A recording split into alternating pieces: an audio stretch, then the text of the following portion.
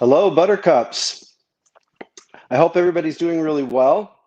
Um, Tonight's going to be an interesting topic. We're going to invite Roger Plothow to talk to us about Scouts of America and what's happening or what's happened in the past with some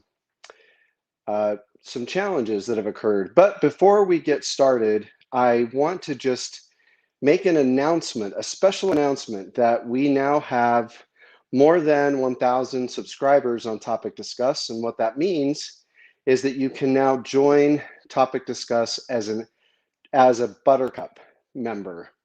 So if you go to next to subscribe, you'll see a little join button, and you can join and become a Buttercup member, which gives you special stickers when we're in live chat. It gives you little perks. It's kind of fun.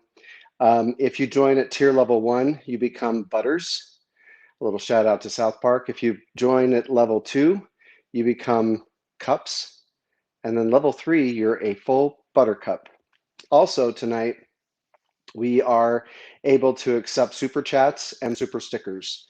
So if you're going to make a comment that you want us to pay attention to and answer, it'll have to come through a super chat, like for 99 cents or $1.99, whatever it is, or through a super sticker.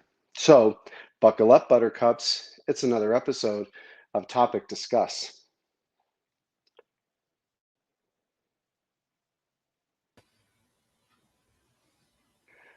Welcome, Roger. I know that you're not old enough to know the song Build Me Up Buttercup. Do you even know that song? No, tell us. The Foundations from probably, I don't know, 66, 67.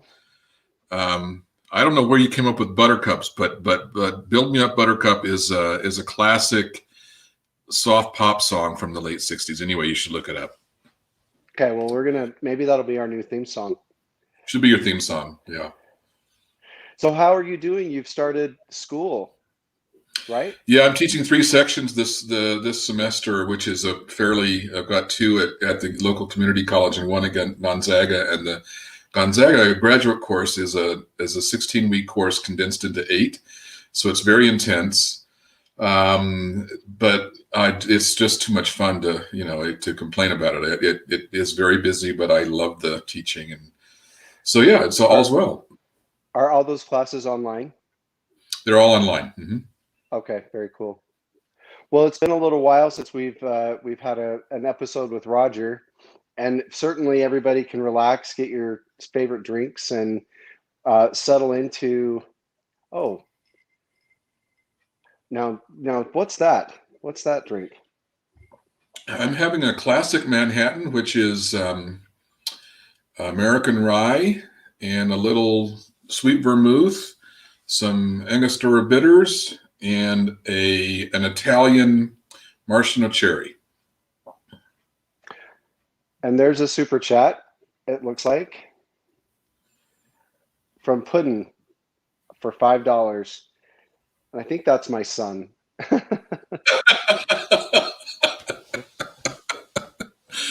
Oh, that's hilarious. He's saying that he's paying rent. That's his rent payment. I could never get my kids to pay rent.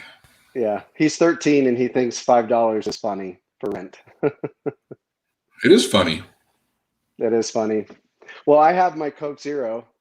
I don't know at all what you just said was in your drink. That's how naive I am. It's not naive. You don't. I mean, it's not. There's no honor in knowing that. Well, let's get started. I think what's exciting is to really dive into what's happening. I mean, it's serendipitous because there's a lot of news out there right now, right? Or some news with Boy Scouts of America and what's happened with abuse in the past, right? Yeah, I want to make a disclaimer before we start. I am an Eagle Scout. I I have no issues with. I enjoyed my time in the Boy Scouts. For a brief time, I was a Scoutmaster. I don't have any issues with the Boy Scouts per se, but yeah, it's it's a really tragic story, and it's a tragic circumstance. And probably looking back now, we should have seen it coming. We should have. I mean, if you think about it, the Boy Scouts is sort of a perfect storm for a pedophile. Now, let's talk more about that. Why do you feel that I mean, it might be obvious to some, but I think would be good to explore. Well, so in my time as a Boy Scout, when I was in my early teens, it was all boys and men. It was, there we went off to scout camp. We hang on. I knew that was going to happen. You don't mind listening to a little ZZ Top, do you? No, that's hilarious. Some of my audience might remember who ZZ Top is. Maybe Susie does. It's very sad if they don't. Classic ZZ Top, LaGrange was that one. At any rate, so you're spending a lot of time with boys and men together. You're off camping, hiking. The scout camps, which run all summer long, are staffed by they can be as young as 14 or 15. Some of the youth leaders, and the adult leaders can be 18 or 19. And so you create an environment in which anyone with that predilection toward pedophilia, it's a disaster waiting to happen. And what we now know, so the Catholic molestation crisis was roughly 20,000 victims, give or take. Boy Scouts is now numbering over 100,000. 100,000. 100,000. Based on the data collected through the lawsuits and et cetera. It's beyond imagining. So just to be clear, I think what we're maybe wanting to say about this is it's not as though like Boy Scouts of America creates pedophiles, but it creates the right environment for people who have pedophilic behavior or tendencies. Is that accurate? Or yes, and we were all culturally naive about the environment that was being created, and I'm not interested in finger pointing as much as interested in learning from what the hell happened, and what do we need to know from that, and how do we need to go forward based on what we have learned. And the LDS Church and the Catholic Church, and when we get to Boy Scouts, the LDS Church and a lot of other churches have it took a while to learn very, very difficult lessons. So, and for those who are, I'll just say, for those who are watching, the Church of Jesus Christ of Latter-day Saints, essentially, for those who are not associated with that church, the Church of Jesus Christ of Latter-day Saints essentially outsourced their young men, their boys' programs to the Boy Scouts of America. For decades, this church was the single largest supporter of Boy Scouts of America, and yes, it was essentially the required youth program for young men 12 to 17, and it only was in really the last couple of years when that was changed. So if 100,000 were impacted across for the Boy Scouts of America, which is 5 times more than we saw with Catholic priests, how much of that 100,000 is associated with the LDS Church? Do you know? I don't think we know that, and I would not want to hazard a guess, but it's significant, and the church, I think, is recognizing, the church is kicking in $250 million toward a settlement, which is clearly recognizing that it wants to deal with it. I'm not sure what it all means exactly, but and so I guess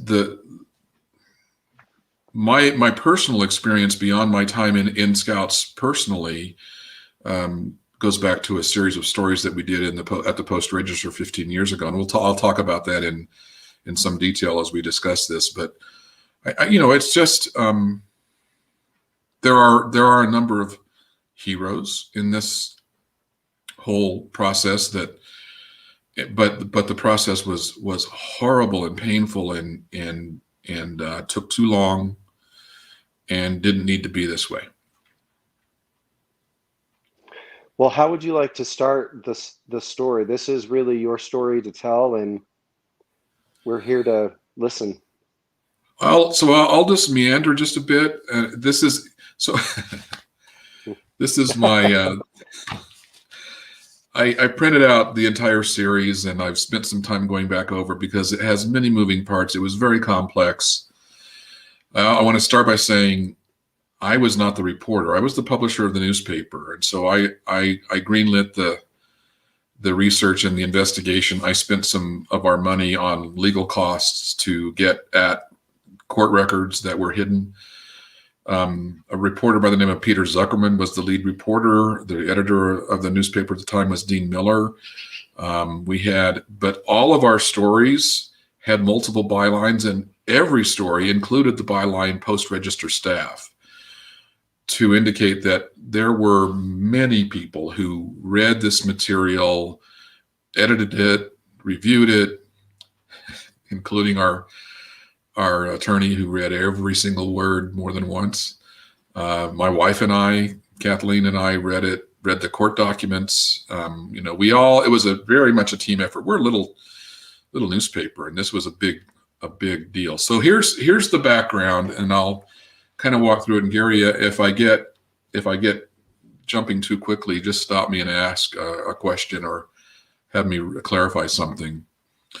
But here's the background. So in 1995, the winter of 1995, one of our reporters got a tip that there were court documents about a settlement with the local Boy Scout Council.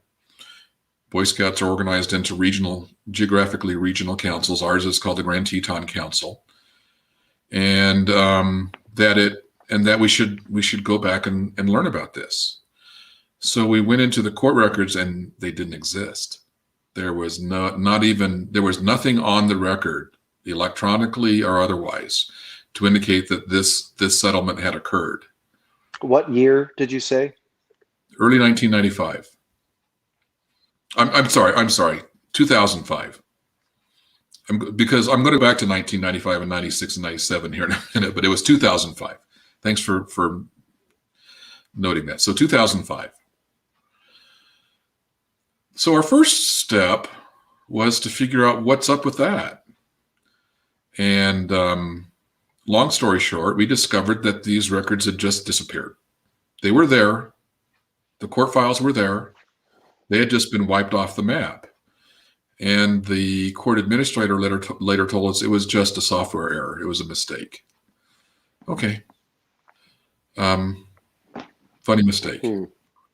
We had to go to court. We had to spend attorney fees and money to get these records discovered and opened. And what they just revealed was a lawsuit that had been settled a few years before, between the Boy Scouts and some victims of molestation. Okay, so that takes us now back to 1995, 96, 97. And I'm not going to list any of the names here of either the victims or the perpetrators or the others who engaged with it, with a handful of exceptions. If anybody wants to go back and read this, go back into your Wayback Machine on the internet, and you can find it. It's not that hard. Boy Scouts, Scouts Honor, Post Register, 2005. It was a 6-day series.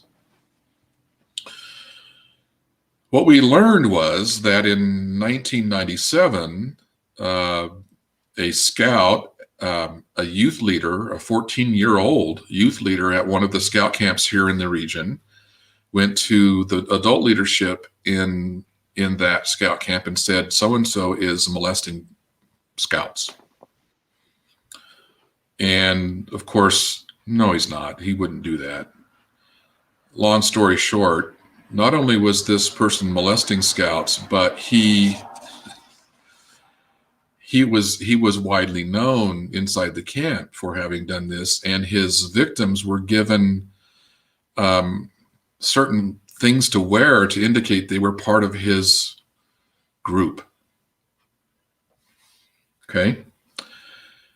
Eventually, some years later, he was arrested.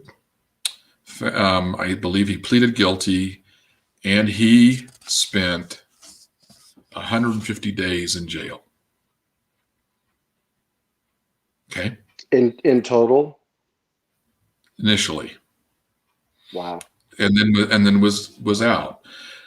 Okay, so as we began to investigate this, we discovered that the perpetrator had a long history of abusing boys, going back to his early teenage years. He had confessed to a bishop, a Mormon bishop, before he then went on a mission, where he also later confessed to molesting boys while he was on his mission.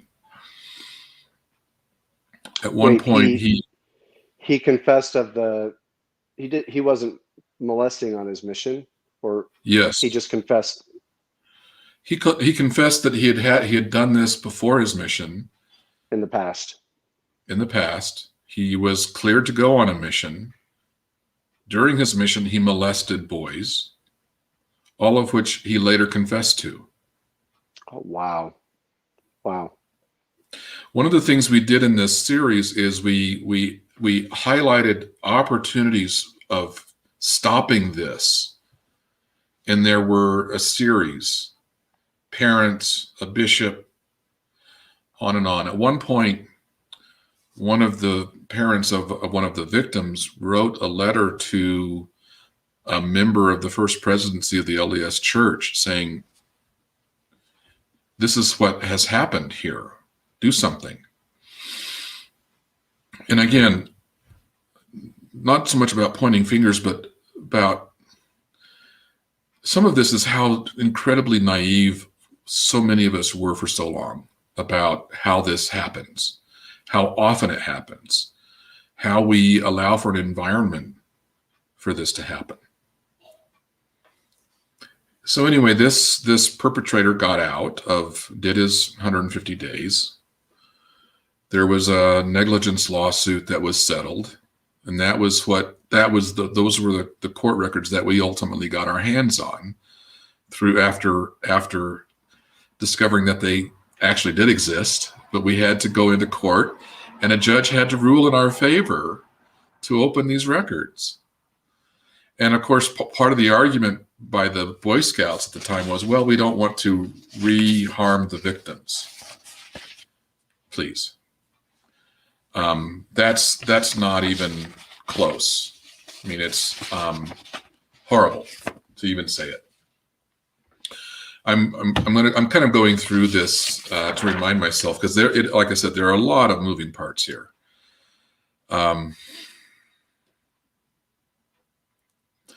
So the eventual perpetrator, or the perpetrator over a long period of time, first admitted to his parents and his bishop when he was 16 years old that he was molesting boys. This goes back to 1988. As I said, he later And became, this is in Idaho, yes, a bishop in Idaho, because I think each state's legislature has different laws for whether an ecclesiastic leader is required to report abuse to the authorities, and it's that different is per correct. state, right? So do you know what the That is laws correct. for Idaho? I honestly, I don't recall what the current law is. I know at that time it was not a requirement, which was very common in most states, that there was Right. this, this waiver for clergy. I know that in Utah, because I did this research for this episode, in Utah, it is still, it is, the legislator has not changed that. So it is, there's still an exemption for clergy in Utah. So I will say that ultimately, in some small part because of our coverage and the aftermath, a number of laws in Idaho were changed, including the statute of limitations on molestation. Oh, good. In fact, I'm jumping ahead a little bit here, but one of the state legislators who was key in getting it out of committee. At one point, the hearing was going on, and there was this lineup of victims, and the chairperson of that committee, at one point early in the process, just said, "Stop! I can't. This is going through." And he basically looked at his committee and said, "Say it now. This is going to get approved with a due pass motion to the full Senate." And I know him well. I later ran into him at a bookstore, and I said, "Senator, that was quite something what you did." And he teared up, and he said, "My boys went to that camp, and I am afraid to ask them." Mm. So,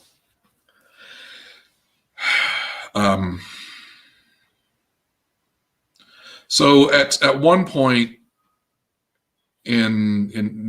so the perpetrator has gone on a mission, come back. He's back at the Boy Scout camp. A name you'll remember, Elder Von Featherstone, forwarded information about this perpetrator to the church's liaison with the Boy Scouts. So they now had been forewarned. This same individual was later promoted at the scout camp, not removed, was promoted. 2 years later, in 1997, the police came and arrested him at the camp. He was sentenced to 5 months in jail. He was, and plus probation, did his time and got out. So, and so we spent a lot of time going through the court records that detailed all of this. And then we went out and we talked to the bishop and the mother and the leader of the Grand Teton Council. And what we did was a hard decision, but we explicitly connected the dots. We wrote a story that said missed opportunities, and we went piece by piece by piece, all of the times when he could have been stopped but wasn't. And this was, particularly for the time, this was not a common approach to telling this story, because a lot of times you just kind of throw it all out there and let the reader decide what it means. And we went beyond that. We drew these connections, and later we took a lot of heat. I'll talk about that in a minute. A lot of heat over that. I don't regret it. It was the right thing to do. It was good journalism. I'll just say now, at no point during, after, since, were we ever requested to make a correction, clarification, or retraction on this story? We did get a lot of pressure from certain folks, which is part of the story. And the name of this story back then really was Scout's Honor, right? The Scout's Honor. So in honor of you, we've named this episode Scout's Honor. And again, I want to say, maybe that's it's plagiarism. Fine. No, it's fine. It's fine. I could probably still quote you the pledge, the Scout motto, all that. I mean, I was part of that. I was very proud to be an Eagle Scout. I enjoyed it. I don't, but of course there was a certain difficult irony with the name, and that wasn't by accident.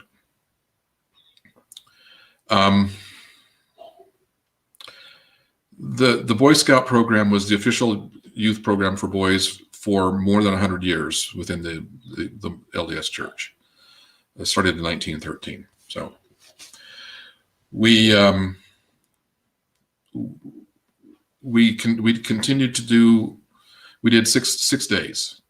If the only thing I would change, and I said this shortly afterward, is I would have taken the same content and reduced it to 5. 6. It got to be pretty heavy. I mean, it's heavy stuff, and we didn't really pull any punches. So we told these stories. We connected these dots. We allowed for the parties to provide us their points of view.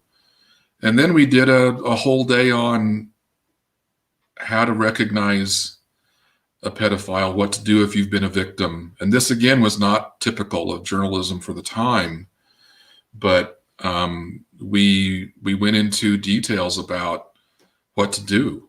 Is this you? If this has happened to you, or if you suspect it, what to do. So that's, and so I'm just making sure I haven't missed anything here.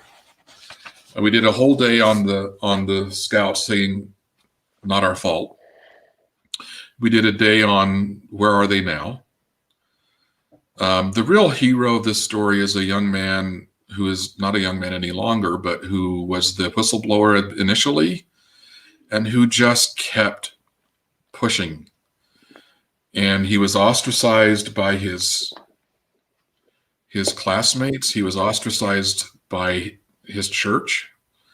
He was ignored by a lot of people, and suffered, I think still suffers, from not just, in fact, I think you might argue that he suffered as much from the aftermath as he did from the experience, the sexual abuse itself, because of how it was mishandled, and it was tragic. And the way he was treated. Yeah, it was horrible. I will say that to my knowledge, there have been at least 3 documentaries done about our series, or the parties who were part of our series. One that was just was released, I believe, at the 2020 Sundance Film Festival. Very high profile stuff.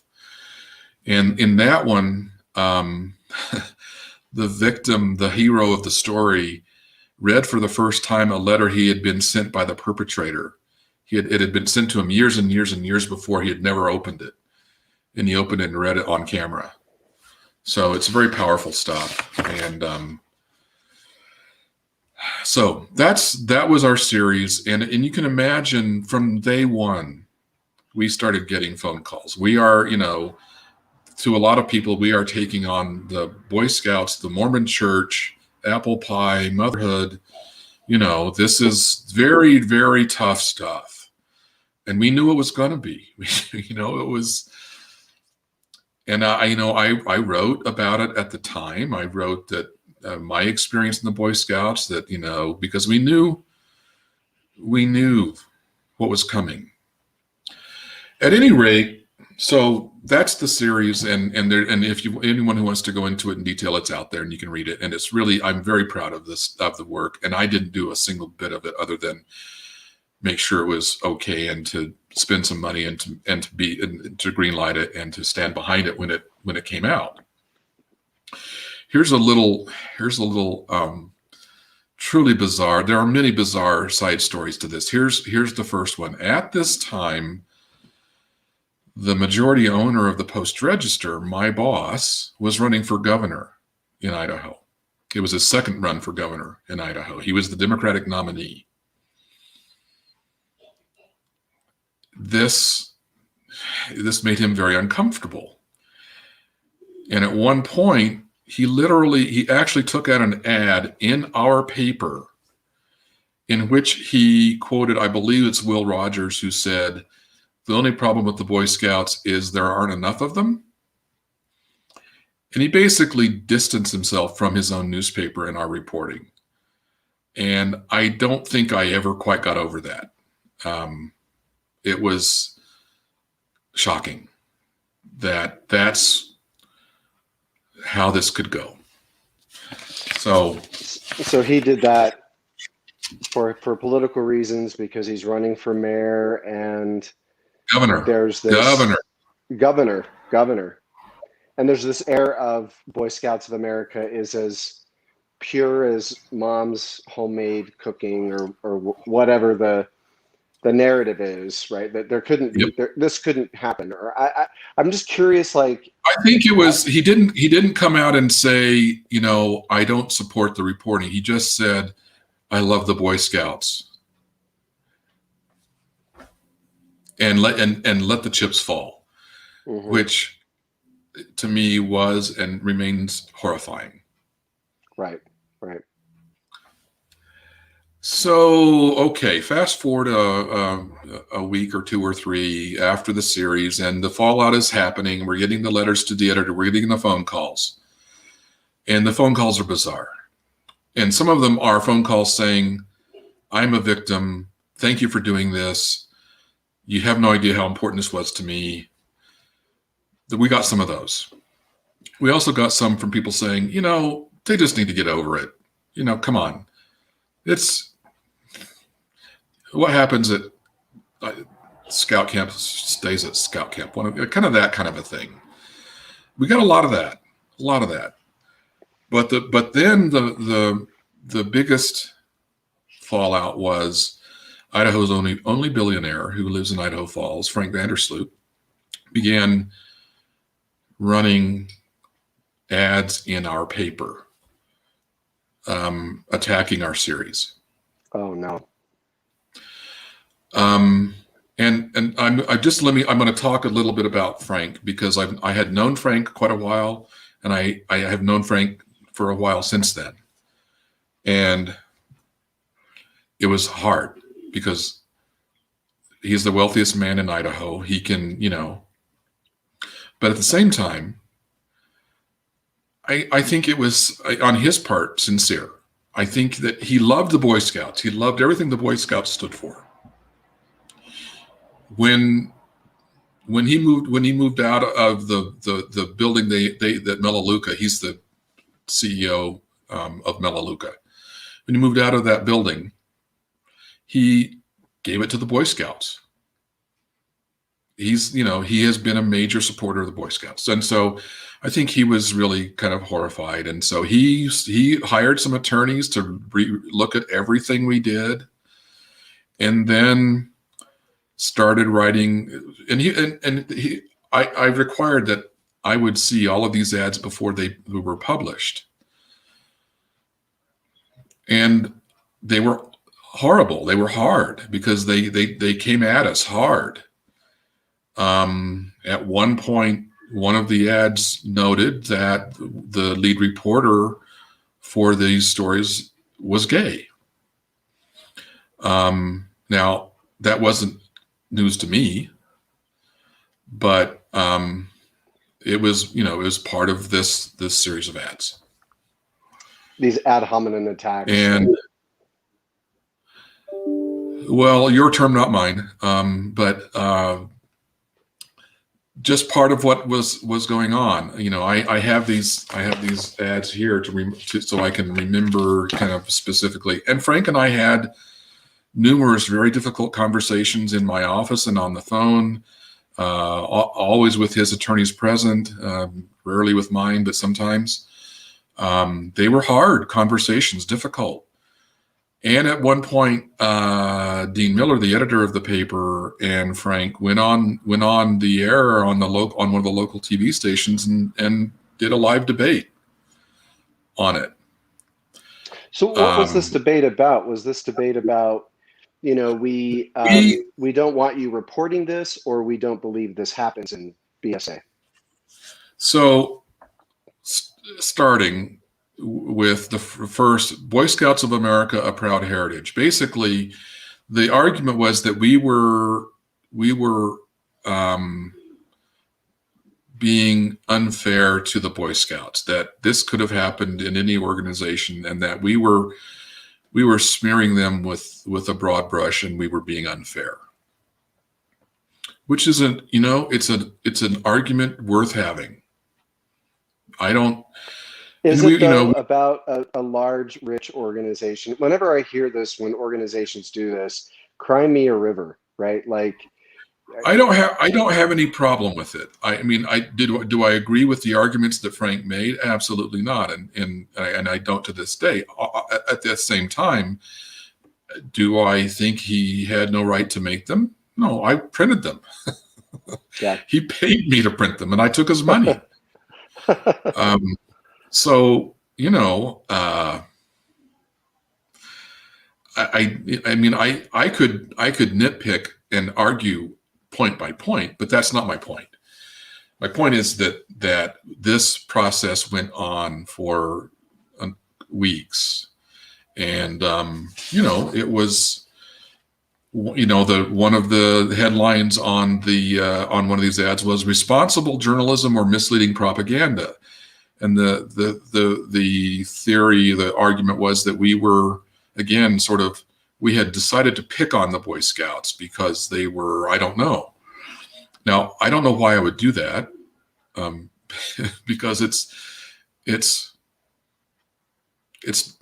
not picking on it would be a bad call on my part to say, I tell you what, let's see, what organization should we go after? Oh, I know, the Boy Scouts. And by implication, the Mormon Church. Let's not that's a good idea in Eastern Idaho. Right. It's just this victim, like all of a sudden they're the victims and not these boys, well, yeah, right? Sure, to a degree. So here's an example of one of the ads, and remember, this was a full page. This is shrunk down. It was a full page ad in a full size newspaper. So this went on for some time.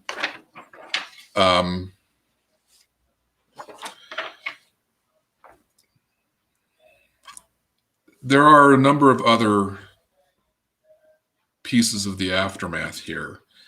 For example, the perpetrator, who was on probation, was back in the spotlight. He was still living here because he had to by terms of his probation. Part of his probation was that he couldn't have access to a computer that had access to the internet.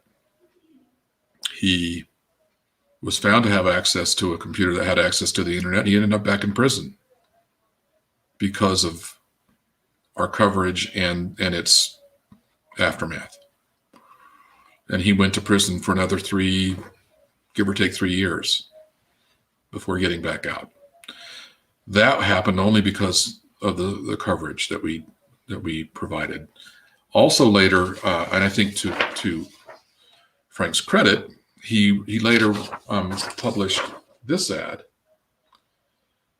in which he took a firm stand against pedophilia, which, okay, that's a good place to be. And he also kind of apologized to the victims and he went out of his way to meet with them. Oh, And that's good. that's to his credit. Yeah. At no point did he ever come back and say, "Okay, I'm sorry for the ads." No. To this day, if Frank and I were to have a conversation, he would say, "I don't regret what I did," and I would say the same thing about what we did. I think. I mean, I don't want to put words in his mouth, but he and I later had conversations on a variety of other topics, and really got back to a place where we could deal with each other on a one-to-one basis, and kind of got into a better place. But I that part was always very tough, very difficult. In some ways, remains difficult. But other things that happened as a result of this is the law in Idaho was changed. Not solely because of our series, but certainly it played a part, to where there was a statute of limitations on child molestation, and that's been taken away. Good. And it made it a much higher profile. And now one of the ads said something like, there are a lot of child sexual abuse cases in Idaho. Why did the Post Register pick 4 cases at the Boy Scouts? Well, now we know 100,000. Yeah. Well, because in some ways, what happens is I don't know if this is right to say, but it's different because it's almost institutionalized. It's happening through this organization, right? And so there's no doubt in my mind, Gary, that the signs were there and were missed, not just here, but across the country within the organization, and within churches and within other. We are just now coming to terms with what this stuff looks like and what kind of cultures allow it to happen. Right. That doesn't excuse it, but it's we didn't know. The LDS Church has changed policies just inside its own buildings on access to windows, so you can check on what's going on inside classrooms, things like that. Those policies have changed somewhat recently, in part because of this kind of thing.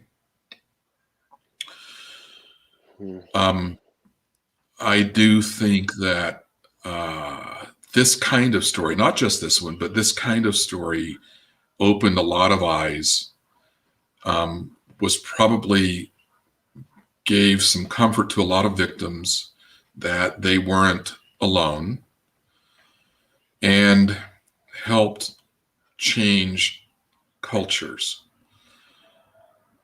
And our newspaper won the National Prize for Defense of the First Amendment by the Scripps Howard Foundation, which is kind of the next best thing to a Pulitzer Prize. We were at the time the smallest newspaper in the country to ever win it. Wow. With that came a $10,000 award, and I spent a chunk of that to fly 6 of us, plus spouses and partners, to Washington to get the award, because I felt like that was important to recognize the people who worked so hard to put this together. And and the story was more than just the series. We followed up with editorials. We followed up with the coverage of the perpetrator who ended up back in prison. We followed it up with ongoing coverage, including, so when this Sundance movie came out about a year and a half ago, one of the reporters at the Post Register, this was after I'd left the Post Register, called the victim who became the hero of the story to talk to him about this movie that had just come out. And when she introduced herself as a reporter for the Post Register, he said, "Oh, the Post Register, you changed my life." um, that doesn't happen very often. No.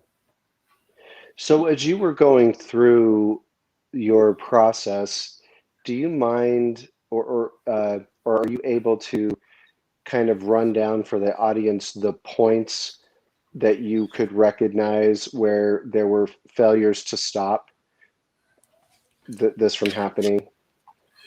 Sure. I have them listed here. Let me track them down because we made it a separate story called Missed Right. Opportunities. Missed opportunities. That's right. So I'll just go through them. So 1988, the parents and the bishop, when the perpetrator was 16, he confessed. Okay, so in 1988, what a lot of people thought was, well, it was a kid being a kid, and he's confessed to his bishop, and he's now repented and been given forgiveness, and therefore we must forget this. Right. So it was what was done, and I don't blame the parents or the bishop specifically. It was how we handled stuff. It was wrong, but I don't think we got it.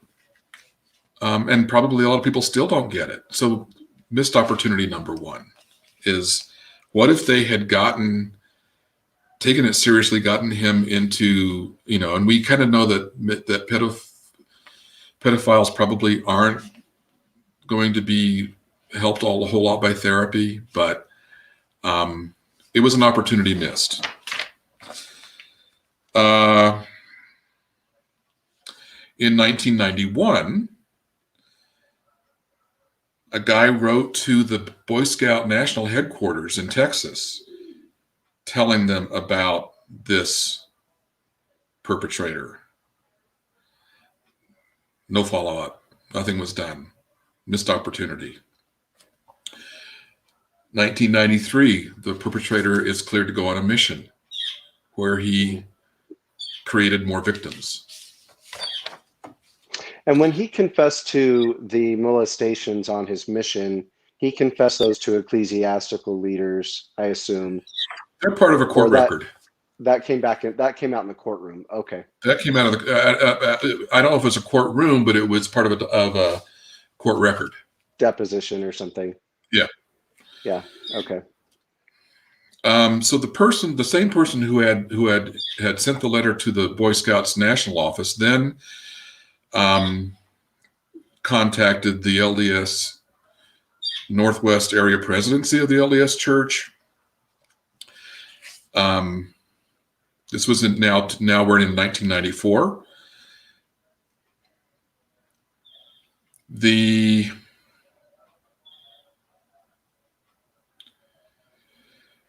church leaders apparently determined, this is again coming from court records, it was determined the nature of the allegations warranted no further action. It was reported to the Idaho DHW, and that's where it stopped. Department of Health and Welfare. 1995, next missed opportunity is it's reported to the leaders of the Boy Scout camp where this person was a Scout camp leader. Nothing was done. Same year, it was reported to the Grand Teton Council. Nothing was done. It was reported again to leadership in 1997 of the Scout camp. Nothing was done. Until eventually, in that same year, the perpetrator was arrested and later pleaded guilty and did his 5 months. And this is another reason why when critics might say, why did your newspaper or your journalist go after BSA when there's other cases of child abuse? And I think what's interesting about the way you handled this is, again, the institution did not have protective mechanisms. So when an institution is kind of culpable, then it just opens this can of worms to, like you said, 100,000 of these kinds of cases. I have no second thoughts or second guesses about connecting the dots with the Boy Scouts. They are an institution that professes to take care of young men, young people, to hold them up and to make them better. And I think in many cases they do and did and have.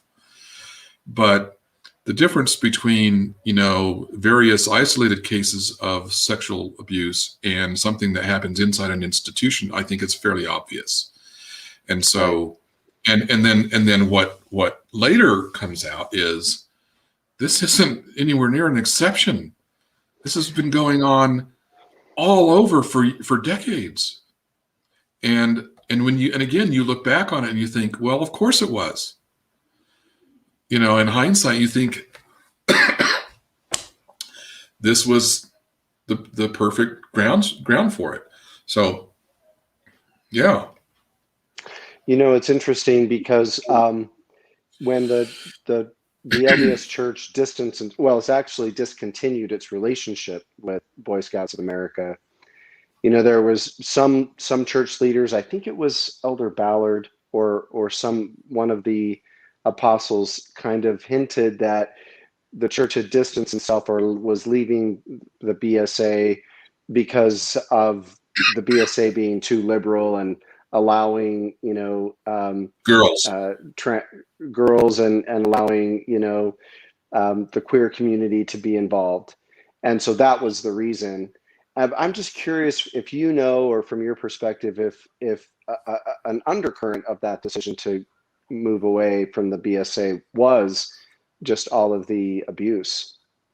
So I don't know, other than I have had a couple of somewhat brief conversations with people inside the regional Boy Scout operation. And what I took away from those conversations was that among the reasons for the separation was seeing what was coming with regard to the negligence lawsuits, the potential liabilities, that kind of thing. Now, whether the other, liberalization of the Boy Scouts played a role in this, I mean, I do know that conversations about whether it was appropriate for the Boy Scouts to be the required youth program for boys inside the church, that discussion has been going on for a very long time. Certainly back at least into the 80s. I know it was my recollection is that it was a topic either in Sunstone or Dialogue back in those days. And I think it was, it was a great question then, without regard for the sexual abuse issues or other concerns, but does it, and I think to a certain degree, if you're the leader of the Mormon Church and you have essentially been largely responsible for the creation of the Boy Scouts of America, the size and the reach of that organization, it's pretty hard to then walk away and say, it's been nice to see you, because particularly in the West, the vast majority of the troops were sponsored by the Mormon Church. So it gets pretty tough. I know in my own leadership positions I've held in the church, I think one of the things that always bothered me as an adult leader is going to families the church is already asking families to pay tithing, to pay fast offerings, and then we go and we do a Friends of Scouting campaign. So we're asking for more money from our members to support scouting, and that money just goes to support the boys program. And not until President Nelson, until the 21st century, did we actually start to equalize the funding we spend on both boys and girls programs. So you're right. That was always this undercurrent that, regardless of the abuse, that was problematic. Not only that, but the Boy Scouts is sort of has this very militaristic, macho approach to everything, which is for some boys fine and for some boys not. It is not welcoming to a lot of young people. It can be intimidating. The idea of sleeping on the ground. I don't care for it much myself. I hate it. Um, I hate it. so I mean, my first experience with the actual Boy Scouts was we had moved from Indiana to Utah when I turned 12, and that winter we had a winter camp up in Tibble Fort Canyon, which is up American Fort Canyon in the Utah Valley area. And there was, I don't know, 6 feet of snow on the ground. And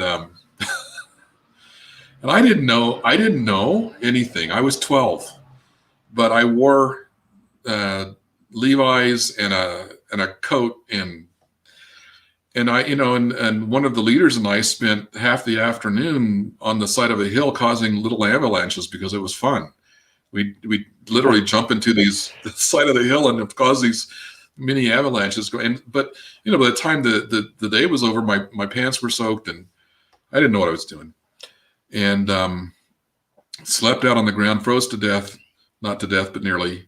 And I didn't think what to do with the pants. I knew to take them off when I got into the sleeping bag, but I didn't know what. So I put them on top of my sleeping bag. And when I woke up in the morning, they were, you could break them in half because they were frozen. They were frozen solid. And one of the guys in the troop literally grabbed my pants and while I stayed in the sleeping bag, held them over the fire to thaw them out so I could put them on. And I look back at that now and it's kind of funny, but and we went to Steiner up in the Uintas and got leeches and yeah. Yeah, I mean, I grew up in the scout program as well. I had good experiences. You're right. It doesn't mean that we're saying that the whole thing is throw the baby out with the bathwater. But I think just because I had a good experience, my father I don't know if people will understand this award. Some people that I know are watching will make fun of this award, but my dad. No, I know what's coming, and but it's a big deal. Yeah, so he's a Silver Beaver. He has a Silver Beaver award, and I was also an Eagle Scout myself, and so I definitely understand. And I had good experiences. My best friends growing up in high school, but I really bonded with them on a scout trip. But this was when we could do scout trips like in Mexico. Like we stayed, I would not let my kids do this today, but my parents sent us off with some scout leader and we slept on a beach in Guaymas in San Carlos, Mexico for a week, But those guys those friends are, still today, some of my best friends. And so none of this discussion is really meant to be disparaging or to say that your experience was not good. The bigger issue is, again, when an institution has a problem, and then, like your billionaire friend, instead of defending the institution, it would have been really great if with his money, he said, rather than putting out ads saying, hey, Boy Scouts of America, let's fix this problem, right?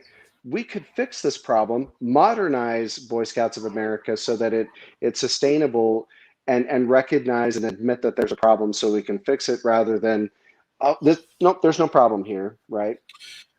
That's what should have happened, what could have happened. Again, I think it's easier in hindsight than it is at the time. I do understand why it felt like we were attacking an institution that was beloved by many people. But I wouldn't do it any differently. Yeah. And I'm okay with. I mean, it was a couple of things that happened where our staff was kind of raked over the coals. I feel bad about that. I feel bad that our reporter's sexuality became a topic of.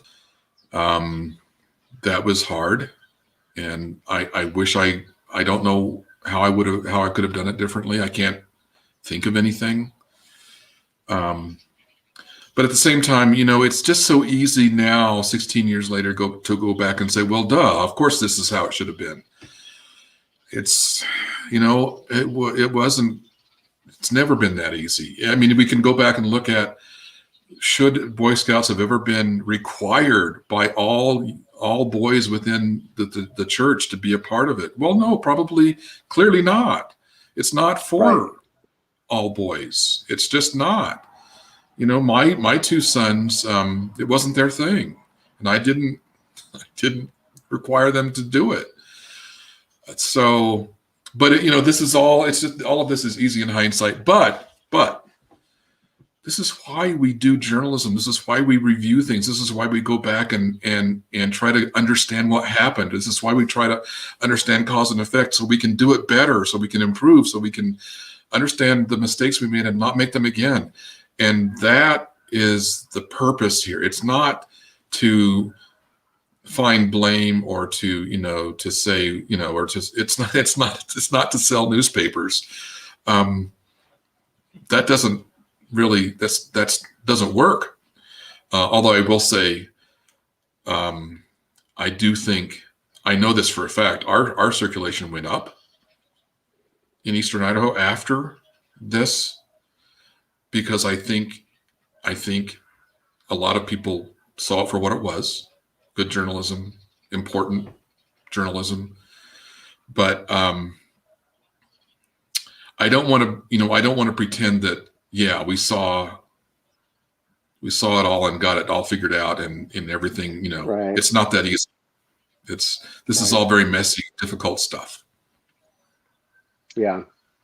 And for those who don't know about the legal cases, I did do some research there, and Roger, you're right. Part of the, I mean, there was some timing about the church separating itself from Boy Scouts of America for different reasons, but one of those reasons really is the fact that we knew that the lawsuits were coming through, and because it takes so long to go through discovery and all of the pieces of standing and whether you have standing in the case, we will see more because it takes so long. We're just seeing kind of the tip of the iceberg, is what I've learned about, like, this $250 million, I guess, settlement from the LDS Church with these victims is the tip of the iceberg. There's more to come. I think it's safe to say it's a down payment. This is not going to go away anytime soon. Yeah. So the story will go on, and hopefully we become better. Not we become better because of what we now know. Yeah. So do you happen to know the documentary or whatever that was filmed that happened? The one I referred to most recently, let me find it here.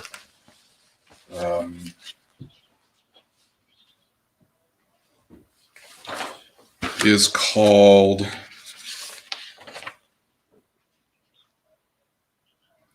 Church in the Fourth Estate. Church. Puddin's back. Well, Puddin Fourth doesn't like Scouts or church. I'll tell you that about Puddin. Puddin? I don't blame you, bud. It's by Brian Knappenberger, and it's called Church in the Fourth Estate, and it's available. You can Google it and find it and watch it, and it's very powerful, and it puts the hero of this story into the right light. Okay. Then I'm going to link that. I'll link that in our description below so that people can go out, and because I think we also want to honor those who, like you, who broke the story, but also those who were brave enough to tell the story. Well, and again, I'll just say my role in this was minor compared to others, but I think it's one of the reasons why I look at what's happening to journalism today, and I fear, because it's hard. I don't think so. I segue to a whole other topic for another day, but I'm not sure we could do this. In fact, I'm quite sure we couldn't have done this today.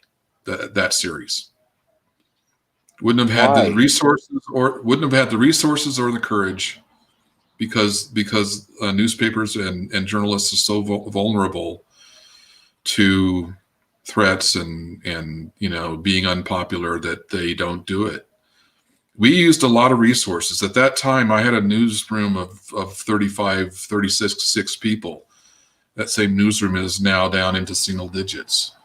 So is this because of how politicians have demonized media? Like it's Trump an economic issue. Oh, okay. No, it's long before that. This is the internet and its impact on journalism and okay. Advertising for for more than a century was our bread and butter, and when advertising switched from print to online, the value to it dropped by 90%. The cost for the same type of advertising dropped by 90%. Well, that is not sustainable for newspapers. So do you think the kind of journalism that you did in this case, which is very literate, appropriately critical, scholarly, if you will, and all the right components of journalism, the science of journalism, is what I feel like when I hear you tell the story about this case. And it feels like, because we've talked about this before with media literacy in past episodes, but I'm just curious about, is it possible to recreate or bring back this, scientific version of journalism into the online world? It's being done in certain circles. The New York Times is still able to do very, very good journalism because they have mastered the economics of the internet. They now have far more paying readers than they've ever had in their history, most of which are online. So those newspapers have found that. The Washington Post to a lesser degree. And there are some nonprofit journalistic endeavors that have money to be able to target specific types of investigation, and those can be very powerful. But what used to happen in a lot of small local daily newspapers like the Post Register and others is gone, is 95% gone, not happening at all, and can't happen. Will it come back in some form? Will they figure out the economic model and the business model and be able to bring it back? I don't know. But I worry that it's not forthcoming. It's not an obvious. If I were a genius, I would have figured it out. And it turns out I'm not a genius. So, Roger, I'm just gonna give the audience, those who have remained through the whole show, if there's any other questions. Oh, we lost some people? Or questions that they have. Well, I don't know. Sometimes I don't know if it's because of our connection or whatever. But I'm gonna just ask the audience, if you have any questions, go ahead and post them now. And Roger, as we kind of wrap up, are there any parting thoughts that you want to leave us with? So at this point, most people say no, and then they go on and say something. But that's okay. I think we've had a good discussion. I think I think the story's been told reasonably well. Anybody who wants to go into more detail, it's all out there. I just repeat that there were good journalists, not just my engagement. There was a whole newsroom full of really good journalists who who worked on this, many of them behind the scenes, all of whom understood the stakes. And there was an LDS attorney here in Idaho Falls who believed in it, got behind it, helped us critique it and prepare it for publication, to pass legal muster, to make sure we'd covered all our bases. There were a lot of people who supported this and made it happen, and I'm glad for that. I am too. Okay, well, I don't see any questions in the chat, just lots of stories that people are sharing regarding their experience with scouting. So I'm grateful that we can grow and progress in the 21st century. I do worry that we have so much misinformation out there that we're going to lose some people along the way, but I have hope for a better future as we learn how to, be better about the way we raise our young people. Well, if the internet, I mean, I don't want to get mawkish or maudlin, but I think this is an example of what the internet can do. And so that, and if it's incremental in having an impact, great. I support that and honor it and hope it grows. Me too. Okay, Roger, thank you for your time, and thank everybody for joining us tonight. And we'll just say peace out.